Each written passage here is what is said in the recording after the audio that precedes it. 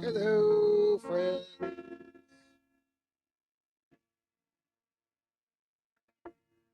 How you doing? Good to see you. Yes, that's right. It's Bill, and you're watching Bill's Box of Sound. It's Saturday night, and it's time for us to bring in, or better yet, ring out this year of 2025, which has been kind of horrible. Yeah, sound is sketchy. Sketchy galore. Can you understand my voice? Anything? How are we doing? Do I have to? Oh, it's better now. Well, you just didn't like that music. Oh well. Anyway. Oh no. Paul Ayers says, "Hey Bill, I'm sick with COVID, but luckily my wife got me the 50th anniversary 3 LP set from the Mothers Fillmore East June 71, so that helps." Awesome. Great. Okay. Well, wonderful stuff.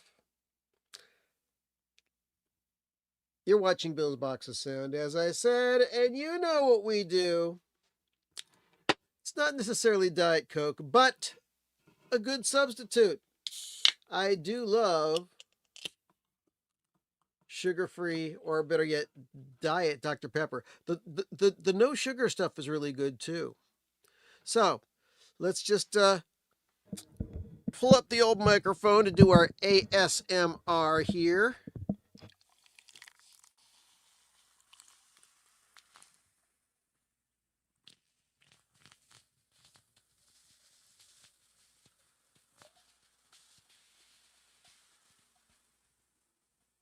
Oh yeah, that's good stuff.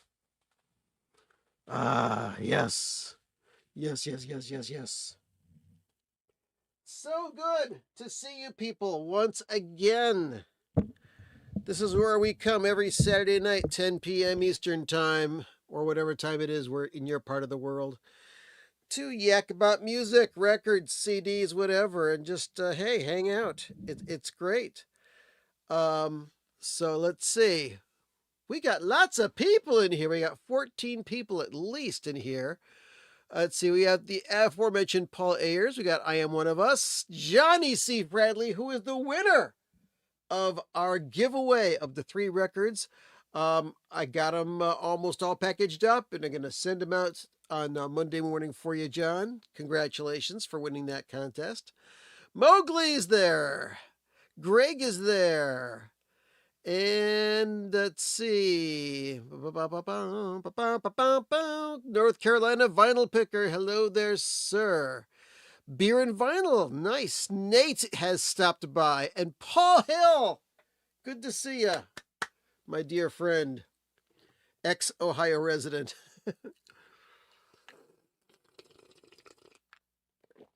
Oh yeah. That's pretty good. That's pretty good. Pretty damn good, I shall say. So yeah, as the subject says, this is the last stream of 2025, and I don't have much of anything planned because I've been busy. I've been busy with Christmas stuff and uh, taking care of things at the house, helping out family. Roman had My grandson had a terrific Christmas. He got a new desk and a new office chair, and he got I think he wants to start streaming soon. He got a microphone that he can clip onto his desk, and it comes out like this, so you can see it like this. My new friend Ian B about he's got the setup where he's got the huge microphone boom coming up and the microphone right in his face. Um, I like having my microphone here. You can hear me, but you can't see the microphone. So hey, that's fine. Everybody does it their own way. Anyway, I'm not going to do any best of lists, but I am going to talk about lots of records tonight. hope everybody had a good Christmas and a good Hanukkah. And or whatever you celebrate. Happy holidays to everybody. Just hope that you're happy. One of our friends out there, I don't know if he's watching right now, but if you are, don't go crazy trying to chat in the room. We'll just send out the good wishes to you. Lonnie out in Nashville, he's not doing well. He's sick. I know that Paul Ayers is sick with COVID, but he's watching us. Thank you. But Lonnie, if you're out there, we're sending the good vibes out to you, the healing vibes, so you get better. Okay? Yeah, all that stuff. Thumb finger in the house, slamming the thumb on that bass in your face. So, what have I been listening to this week? Well, I've been breaking out the Christmas records.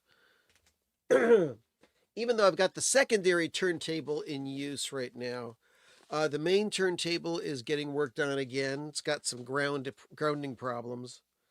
But I have been listening to some Christmas records. This one right here, A Christmas Record. I bought this because of the track Christmas Wrapping by the Waitresses. I love that song. Let's see, produced by Chris Butler. Does it say who wrote this song on here? It was Chris Butler, the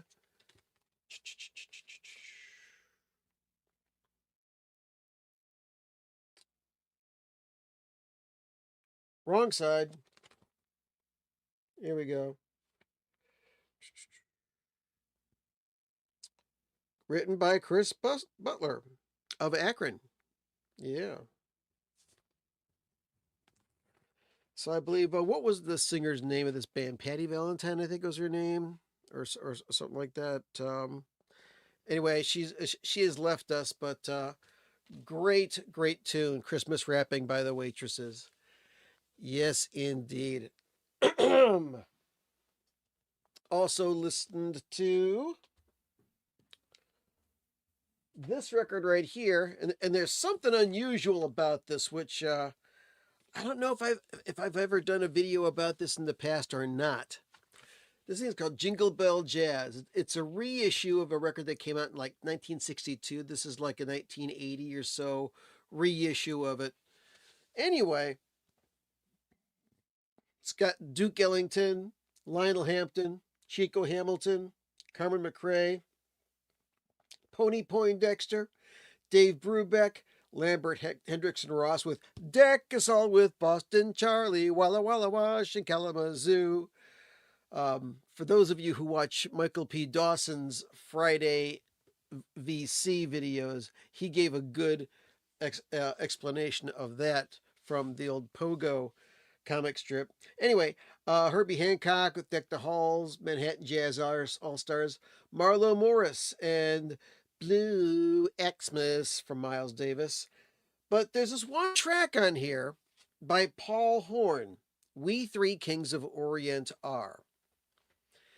And you put this record on, and it starts out, it sounds fine. Paul Horn is a flutist, and he's known for making like environmental recordings. He recorded inside the Great Pyramid and things like that. He's got some environmental, some ambient stuff. But this is a Christmas tune. It's played straight. But the weird thing is, on this record, on this pressing, it starts out fine, and all of a sudden, it's like somebody's got their finger on the reel of tape, and they're making it go faster and faster, and then they let it go slower, then they go faster and faster and faster and faster and faster, and they're just messing with the tape. It's just so bizarre. I may make a video about this if I haven't already done so, but yeah, Jingle Bell Jazz. If you see this, it's got some freaky labels on it. It's got like this old Columbia label, Jazz Odyssey series. So yeah, if you're out and looking at the record shows and you see that, Check it on out now. You hear? I hear you. All right. Let's see. I didn't listen to that record. Of course, I had to pull out the old favorite, the Charlie Brown Christmas by Vince Guaraldi Trio. Hey, Mowgli played his. There you go. Nice. Nice, nice, nice. Da, da, da, da, da, da, da. But that's not the only thing I've been listening, been pulling out some records. Get ready to file this in my comedy records. My Gilbert Gottfried Still Screaming. This is the only actual comedy record ever released by Gilbert Gottfried, and it wasn't released until after his death. He did put out a CD called Dirty Jokes or Filthy Jokes, but this, let's see, I did mention that tape speed. Okay, good, good, good. Thank you, Nate, for remembering that. Appreciate it. Good to see you, by the way. Also, I don't know if anybody's watching on Twitch, but man, last night, Grown Man Record Night, the main part of the show, everything went wrong on Grown Man Record Night last night. The Twitch feed wasn't working. When they were playing marbles, you couldn't see the marbles on the screen. You just saw Mikey at the keyboard going crazy with his mouse and doing the play-by-play. I was laughing my ass off. It was great. Anyway, so yeah, aside from that, this is still available from a company called Clown Jewels or 800 Pound Gorilla. It's a 2-record set, 3 sides, 4th side etched, and comedy as only Gilbert Gottfried could do it, as Penn Jillette would say many times, or has said many times, and is still saying. Gilbert Gottfried is the Miles Davis of comedy. Completely reinvented it. So there you go. So that's that. Some other things that I recently picked up. Got this reissue of the very first Sonic Youth album, along with some live stuff from back in the day, like 1982 stuff. This is pretty cool. If you're hardcore into Sonic Youth as I am, and don't have all their records, you might want to pick this up. It was interesting. The early recordings from 1982. No, I'm sorry. Yeah, 1982. Kind of sound like they're blending elements of The Cure, Bauhaus, and Depeche Mode with a lot more just I don't effing care attitude towards it. It doesn't sound a lot like the classic Sonic Youth you're used to, but you can tell they're well on their way to that sound. But it has a really deep 80s sound. I think they were still searching for what they wanted to sound like, and they eventually found their sound. And man, Sonic Youth is unique and wonderful stuff.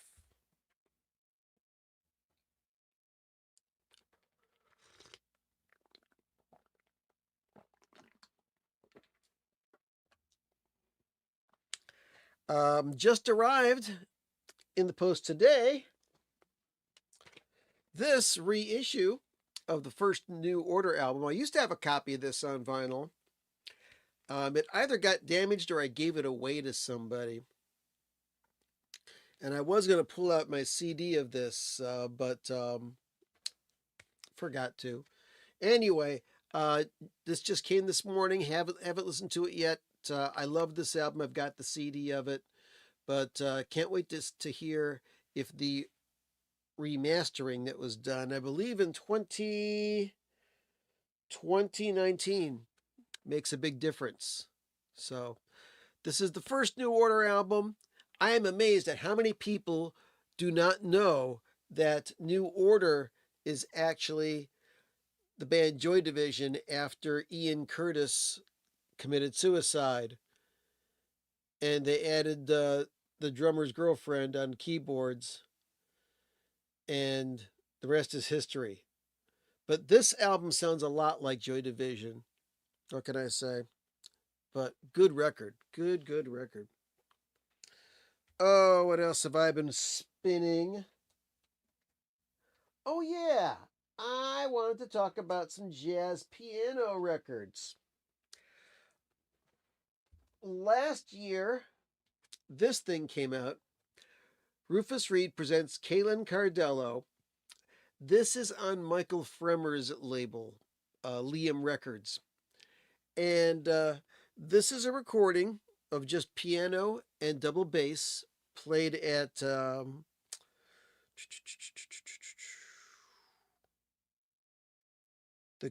the cozy performance space of the Clavier House, a midtown New York City piano restoration specialist retailer. Anyway, Michael Fremer and his business partner for this record company walked into this place and heard these guys playing, and they said, "Man, this is great. Somebody should be recording this." And they found out that somebody was. So they got a hold of them and they released this, and it's sold out. If you can find a copy of this, it's probably expensive.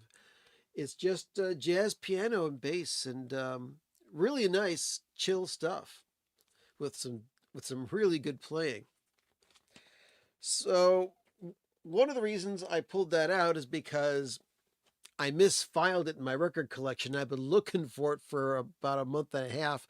Finally found it somewhere in the seas where it's not supposed to be. But just released.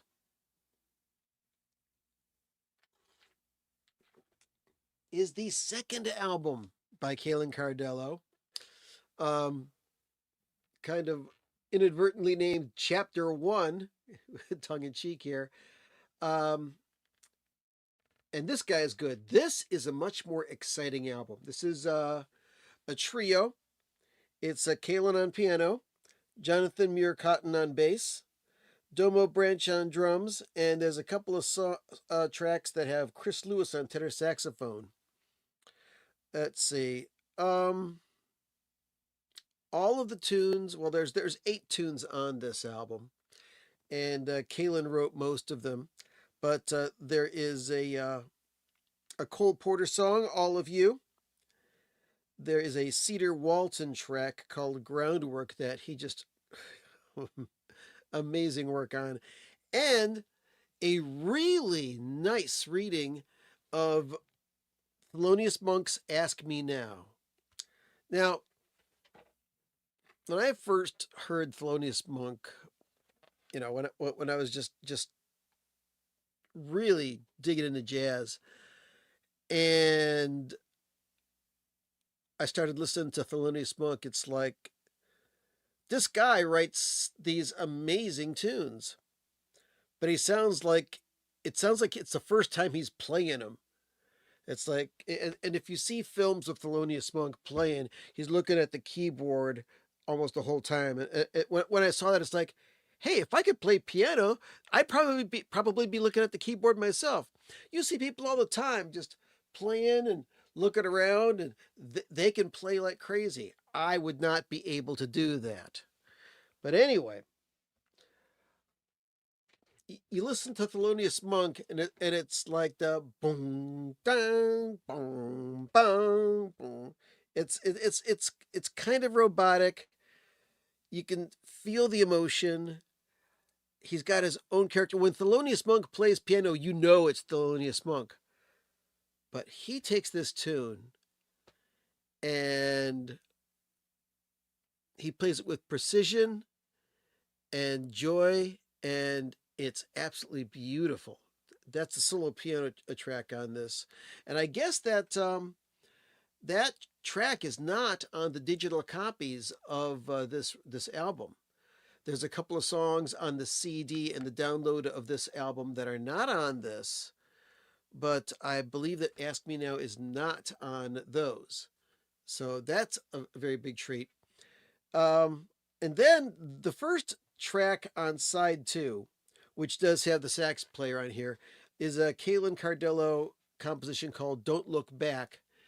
And I don't think it's plagiarism, but the melody of this track and the feel of this track has a similar feel to the song Lazy by Deep Purple. It's on the Machine Head album. So if you have a chance to check that out, do it because it's good. But yeah, the liner notes by Michael Fremer state that this is not an audiophile release, but they captured these guys really well and calls it a power trio record. This is kind of like this is traditional jazz, kind of played with the furor that electric jazz fusion records used to be played with, like the Herbie Hancock fusion stuff, the Mahavishnu stuff, things like that. It has that energy to it. So very highly recommended. Kalen Cardillo, Chapter 1. And I think we were talking about Devo last week because there has been a new Rhino Hi-Fi release of the very first Devo album. Q, Are We Not Men? A, We Are Devo. And yes, I've got it. Now, as I am a Devo fanatic, when I got this one, I right away listened to my original. I also listened to a Japanese import I have of this.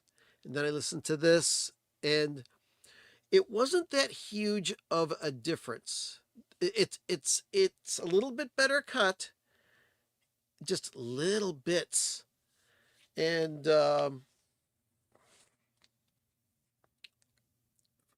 if you're a Devo fanatic, this is a good investment. If you're not a Devo fanatic and you're expecting a big, huge jump in quality for this, um, you're not going to get it with this. But all that has changed here. This is wonderful. Now, this is my fourth copy of this album. I got the original US. I've got the because just simply because I was out playing them back to back. I've got the UK version, and I've also got a picture disc of the UK version. But this is the cut by Kevin Gray on this really makes a difference. You can hear things with more clarity, especially well, the tunes I was most excited about hearing was Mongoloid and Jocko Homo. The guitar and bass in at the beginning of Mongoloid compared to the original. Yeah, the detail, the silence. Now you can still hear the tape hiss. There is no effort to mask the tape hiss, but it's part of the character of the recording.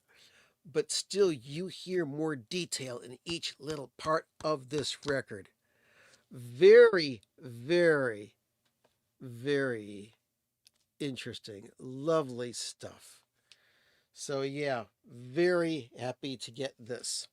I may do a separate breakout video of this myself. And another album that I purchased and listened to, and I am going to do a separate review of this very, very soon, is this album right here, Todd Rundgren, Solo in Clearwater. What's that, you say? A live Todd Rundgren album that was just released? Yeah. This was recorded in January of 2003. So that's like 22 years ago. almost 23. And this is a solo appearance by Todd Rundgren. He plays guitar, he plays piano, and he also accompanies himself with some backing tracks. And there's a really good selection of songs on here. Being a lifelong Todd Rundgren fan, let me just go down the tunes on here. Love of the Common Man, Cliche, Liz Estrada, I don't want to tie you down. I don't want to tie you down. Hammer in my heart. Utopia tunes. Compassion. Song of the Viking. It wouldn't have made any difference. Free Mail in 21. Hello, it's me. Bang the drum all day. You've got to hide your love away. A Beatles song. Tiny Demons. I saw the light. Influenza. Can we still be friends? I want you. Marvin Gaye cover. One World. The Wheel, and Hawking. It's a 2-record set. So I will be doing an in-depth review of this 2-record set on clear vinyl, which is available on Cleopatra Records. So I'm not going to tell you to buy it. I'm not going to tell you not to buy it. At least not yet. So that's what's going on with that there. Let's see here.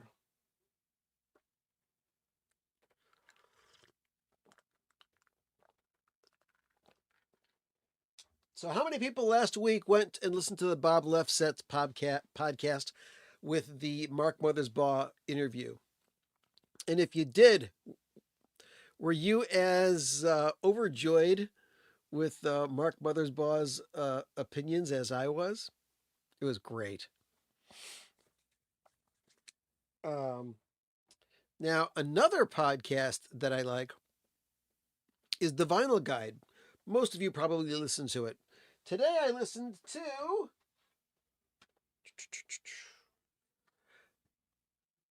his interview with Johnny Brennan, I believe is his name, from the Jerky Boys.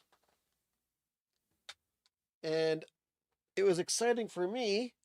Let's see. Hold on a second. I got to find this. I know I got it here because I was just looking at it a little while ago. Oh, here it is. Check this out. Bootleg Jerky Boys record with some official Jerky Boys stuff on it. Some of the stuff is not. You know, I dig lots of records that are just obscure comedy. Jerky Boys is one of them. Here's another one. Savage Vigilance for a Rug-Free America. I don't remember how I found this, but this is prank telephone calls and things like that.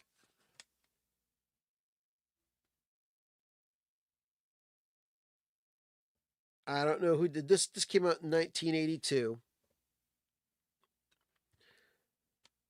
Almost lost this in a flood because it's got like water stains on the bottom of it. Wonder if it says anything else in here about this. Let's see. Weird jokes. Let's see. The National Hardwood Floor Association. Fibrillator, even from here you look big. Screen Bread. Pat Burkhart. Peter Conheim. Rob Gibson. A metaphysical pyramid of flavor and satisfaction. Strange. So yeah, this is some nutty stuff. And there was another CD that I have, which is called Tube Bar.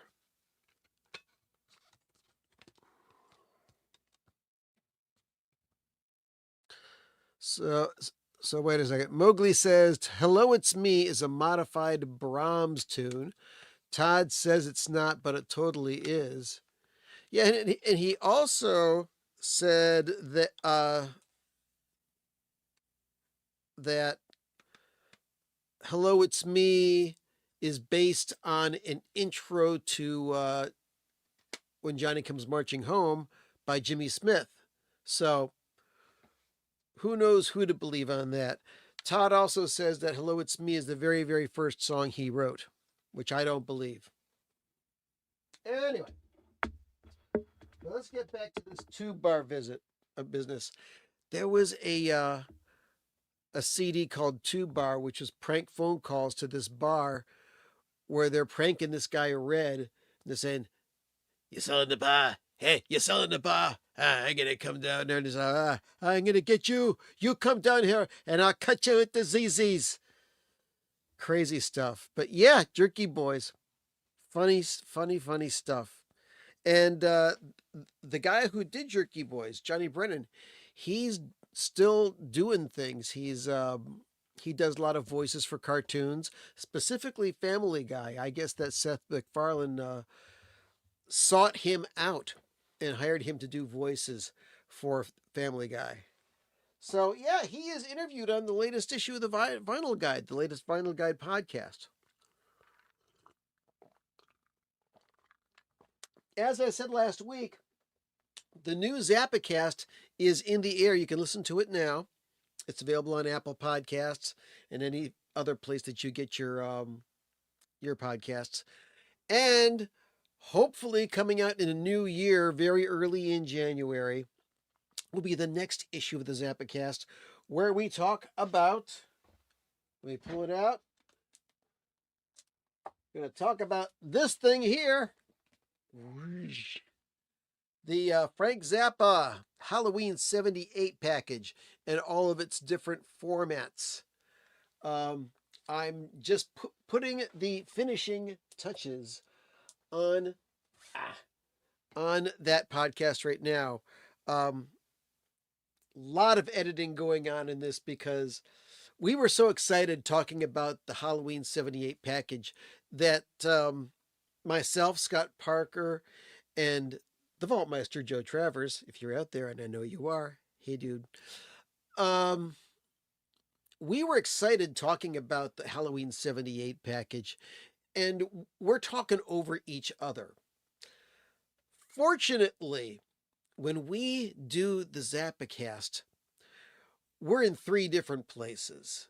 Scott's in Connecticut, I'm in Ohio, Joe's out in the Los Angeles area. And we're all recording our voices separately. Then afterwards, they send the voices to me. I sync them all up and make the podcast out of it. But we're talking all over each other and we're all making good points. So this one was a little tricky to edit because I had to listen to each individual voice and separate things out so that no good idea gets hidden. If there's something good that we have to say and somebody else is talking at the same time, I find a way to make it said and in a logical way. It's tough. So yeah, as soon as I can finish up all of the little details on that and get it to our friends at Universal, we will have that episode out very soon. Plus, we got all sorts of fun stuff prepared for the Zappacast in 2026. And I can't wait for the first release of 2026 whenever it gets announced. I don't know when it's going to get announced. Hopefully early in January. Maybe we'll see it in March. I don't know. Nothing's official yet. Nothing's official until it gets announced. So don't try to ask me when this stuff's coming out, what's coming out, what kind of, concerts or anniversaries or unheard stuff is coming out. Yeah, roll the timpani. Some dumbass on the Steve Hoffman forums was complaining about the roll the timpani thing. Personally, I love it, and I know a lot of people do. But what was really great is after that guy complained about it, a lot of other people joined in and said, hey, we like the Zappacast because we like the way that the little details about Frank Zappa's recordings are pulled out. So very happy, very psyched. I am so proud to be a part of the Zappacast crew putting together these things. So that is that. Let's see. What other stuff have I been listening to? I haven't been listening to this. Touch typing made simple. I wonder if anybody noticed that last week.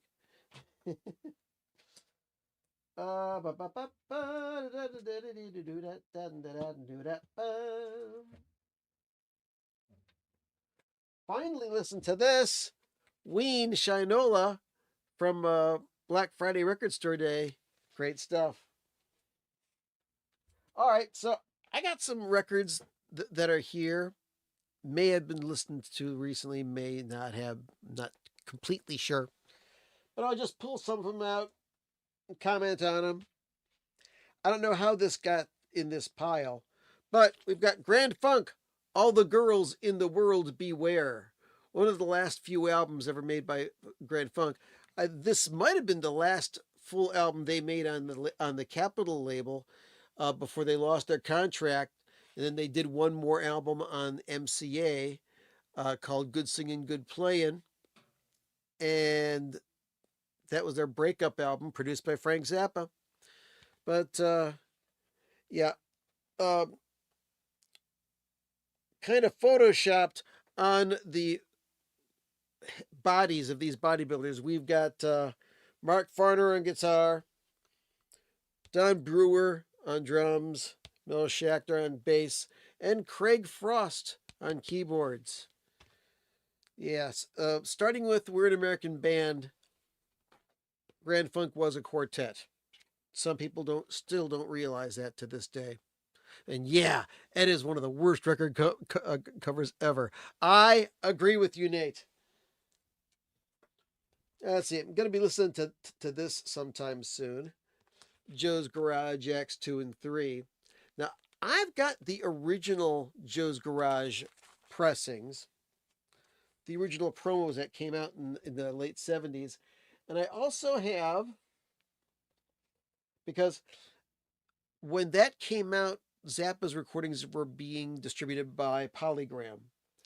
And then a few years later, in the Barking Pumpkin era, this digitally remastered boxed set of Joe's Garage came out.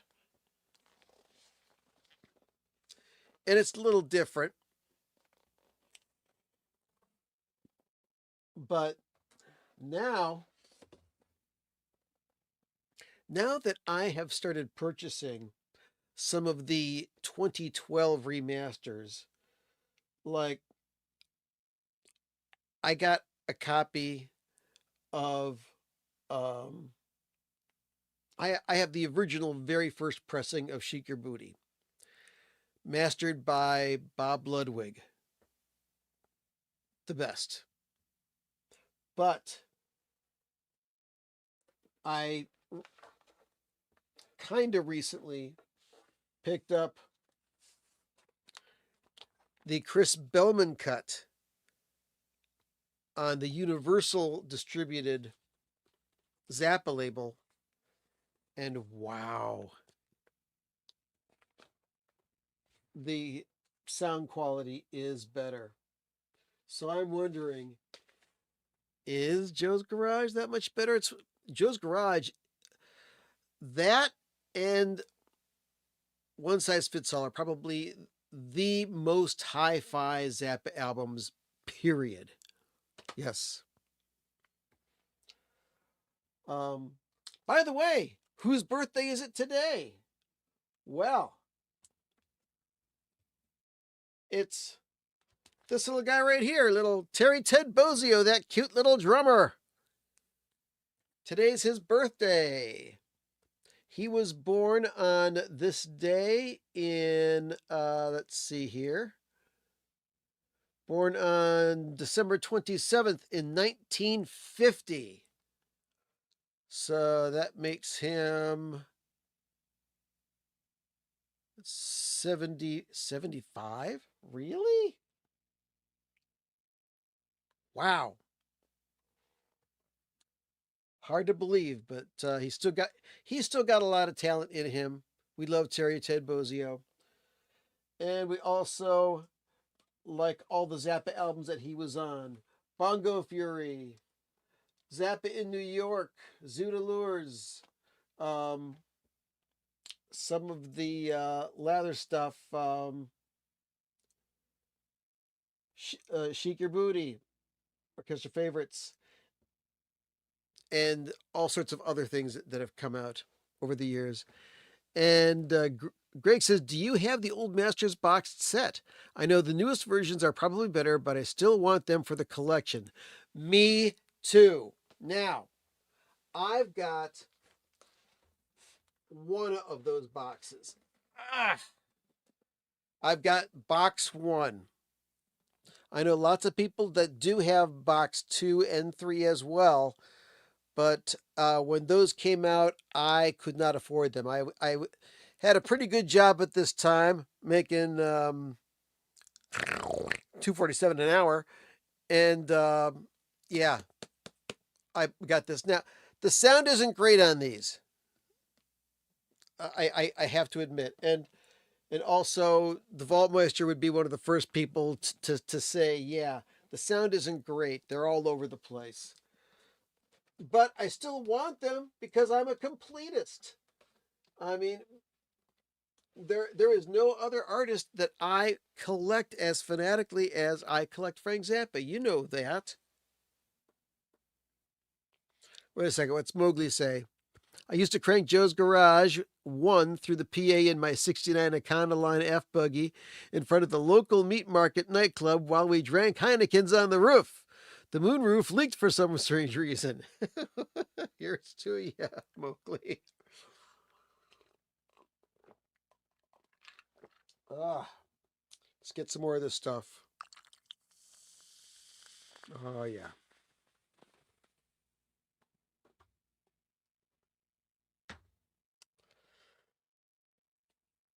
But yeah, I only have the first Old Masters box. I want box two. I want box three just to have them. If for nothing else, just the different packaging that it comes in. But definitely the remasters that are on the Zappa label,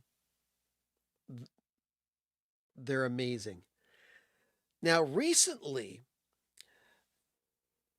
earlier we were talking about the Rhino Hi-Fi stuff, and they're doing really well with this because the records are good and in some cases great.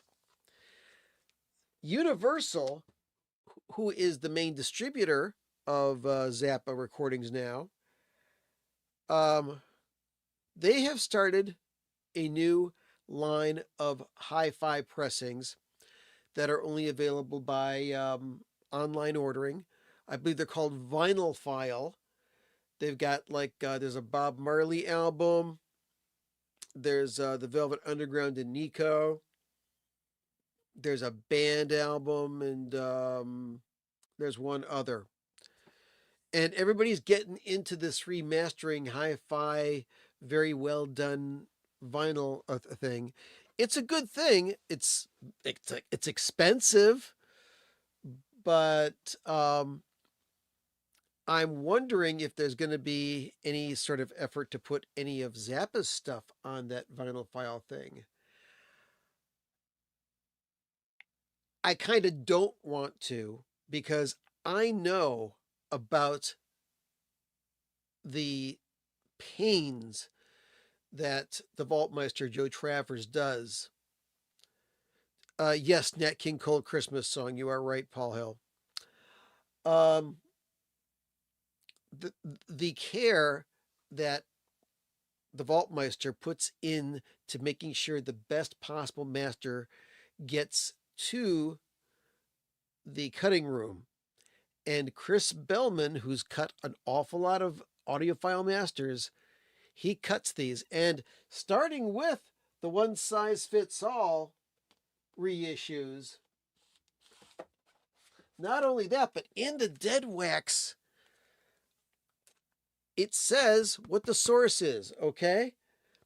On the new reissue of One Size Fits All, it says in the dead wax AAA, which means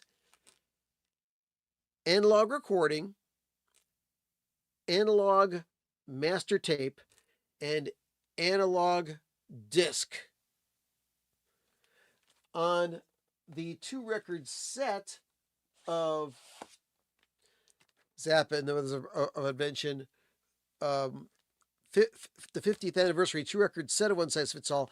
On the second disc, since it was impossible to get an all analog master,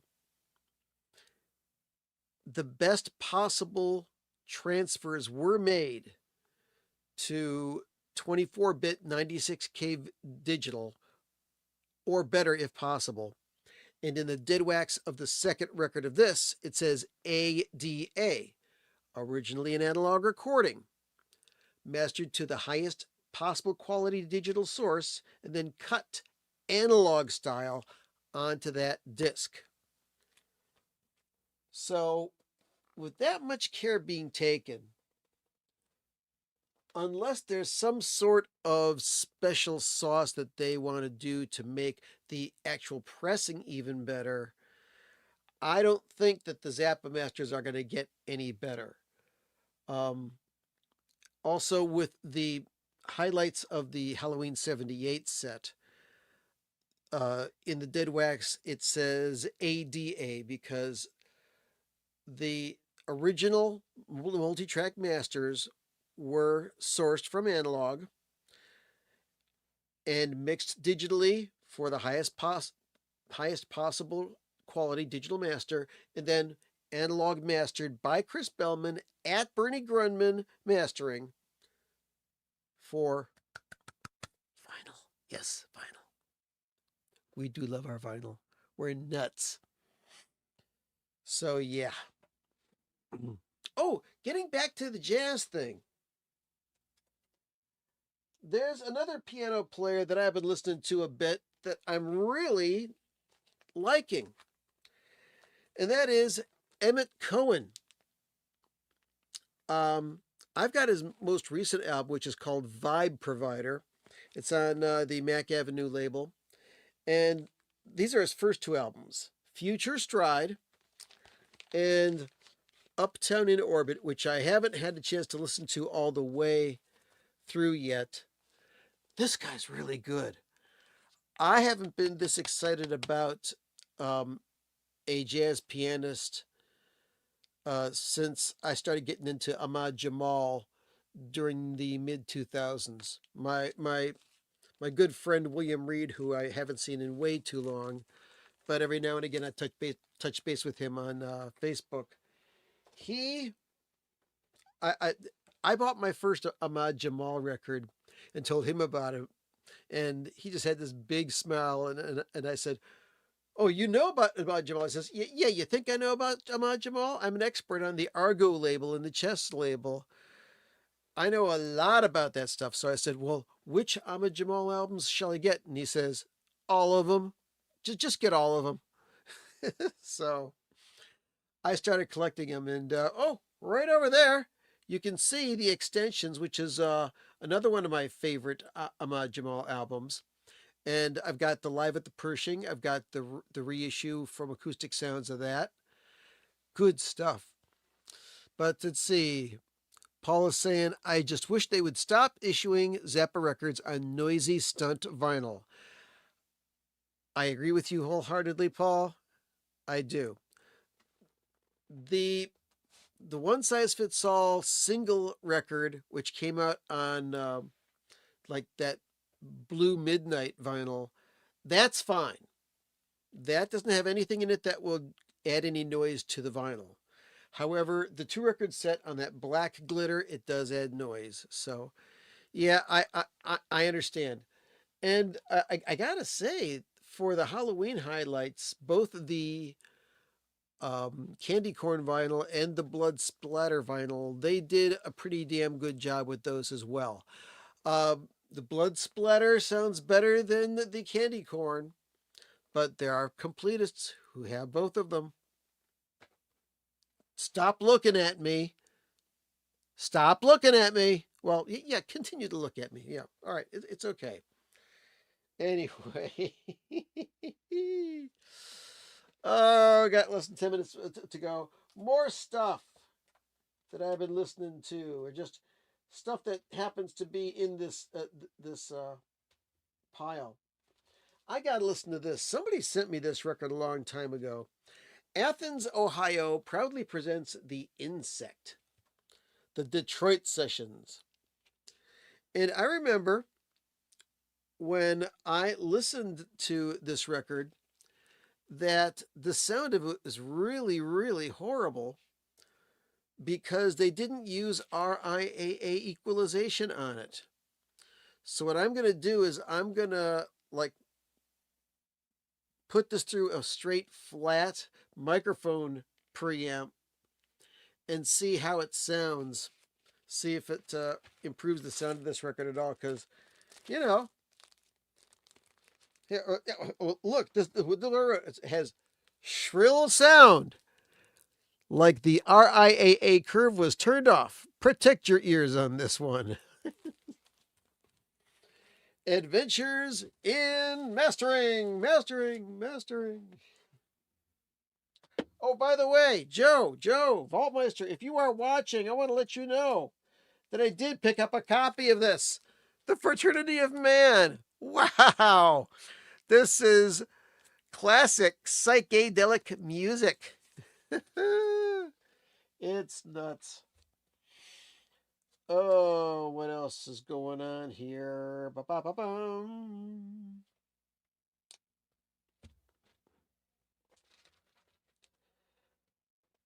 I got a sealed copy of this.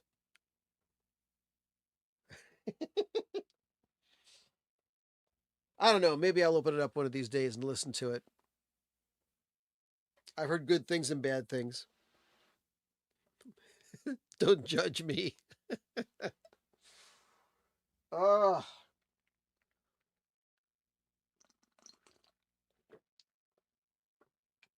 so heard that Chris Rea passed away. He's the guy who did The Road to Hell. You know what? Let me do a quick look. Ah, Lonnie, you are there. Good, very good to hear from you. I know you've had a rough week. So, like I said before, we're sending out healing vibes to, to wash that pain away from our buddy Lonnie out there.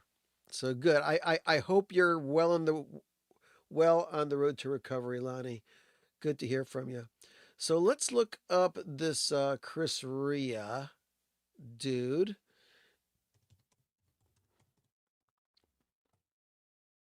Let's see. Look up his Wikipedia page. English rock and blues singer, songwriter, guitarist, and record producer, known for his distinctive gravelly voice, slide guitar playing, and music style blending soft rock with blues. So, he was born March 1951 and passed away at the age of 74 years old earlier this week on the 22nd. And let's see here. Had modest success with Water Sign and Wired to the Moon. His commercial breakthrough came with Shamrock Diaries in 1985. So he wasn't part of any particular band, just a solo artist. And he passed away this week. So that's what's going on there. Well, I'm not trying to make you cough, buddy. So, what other things are going on? I'm still waiting for my reissues of Frankie Goes to Hollywood, Welcome to the Pleasure Dome, and Propaganda, Secret Wish on DVD audio. Can't wait to hear those. Last time I heard, they were shipped from the UK. They've arrived in America and they're stuck in customs. So, what's going on? All right, folks, it's 55 minutes past the hour. I'm going to start to shut up shop here because I got things to do. I'm a very busy man. I'm probably going to go back into my editing suite and continue to work on the Zappacast, which hopefully you will be hearing in the next couple of weeks or sooner. And Let's see. Let me start up that music again. There we go. All right. Yeah, just to keep it going the way it was. Let's back it up. Yeah. No, not that one. Here we go. Listen to this one. So, about the best thing that I can say is stay tuned for your local news, except on the West Coast. I had a great time, as always, and I hope you did too. Go listen to some music. Once again, recommended podcasts. Um, Definitely the the the the, the Johnny Brennan Jerky Boys interview on Final Guide. And what else? It was great seeing you. I really do appreciate you. Hit that like button. Nobody hit the like button last week. You bastards. Hit the like button. Come on. What? Am I being mean to you or something? I don't know. But keep it going straight. Yeah, the noise came back when I started the music, huh? All right, look, I'll tell you. There, the music stopped right now. The noise came back. Yeah, well, that's what you have to say about my music from the Cheese Sandwich CD. So, sounds great here, but yeah, hit that like button. Thank you so much. I really appreciate you guys. We we may be having a little bit of a problem with the internet signal, so that may be another reason why we're getting lots of noise whenever I play music. So, oh yeah, okay, well good. Yeah, listen to the Zappacast if you haven't already. It was a lot of fun, and it's a good episode. We talk about the one size fits all, and I've been watching those monkeys episodes. I'll talk to you more about that soon. I'm trying to go in chronological order. I'm really tempted to skip through to the movie Head and watch that, but just gonna watch those. All right, so hey, take care of yourselves. Enjoy the rest of your holidays. Have a happy new year. I will see you next year. So that's that. All right, I'm gonna shut up and I am going to bring that music back. Noise, noise, noise.